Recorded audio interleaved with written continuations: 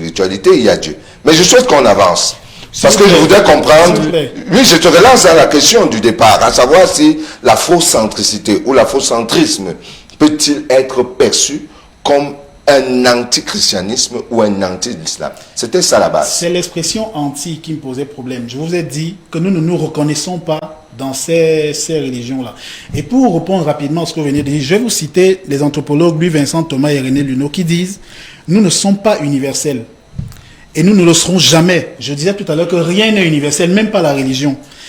Les catégories mentales qui informent notre représentation du monde, les instruments d'analyse qui nous sont familiers, les valeurs qui structurent notre vie sociale, tout cela est culturel, voyez, et donc particulier. De là, la nécessité d'une lecture critique à l'endroit de tout un monde d'idées reçues qui nous paraissent aller de soi. Rien n'est universel, monsieur Mbega, même pas la religion. Je ne peux pas discuter sur l'opinion d'un individu. Je ne peux pas discuter sur l'opinion d'un individu. Et vous pensez que la Bible et toutes ces religions, c'est le bon Dieu qui est descendu, qui...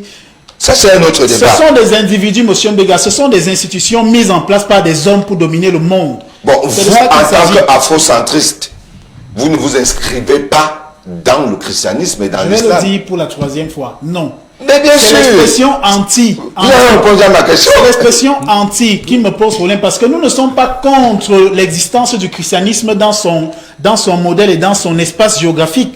Nous sommes contre le fait que le christianisme vienne nous envahir et nous faire oublier qui nous sommes pour nous faire devenir qui il voudrait qu'on soit. Le christianisme est bien pour les chrétiens. Nous ne sommes pas des tribus d'Israël. Nous ne sommes pas arabo-musulmans. L'islam est bien pour eux. Nous voulons garder notre identité. Nous voulons nous appeler par nos noms, ce que nos ancêtres nous ont légué. Nous ne voulons pas perdre notre identité comme ce fut le cas avec Kunta Kinte pour s'appeler indéfiniment Toby. C'est de ça qu'il s'agit. Quand moi je... Bon, la même question, je vais la tourner vers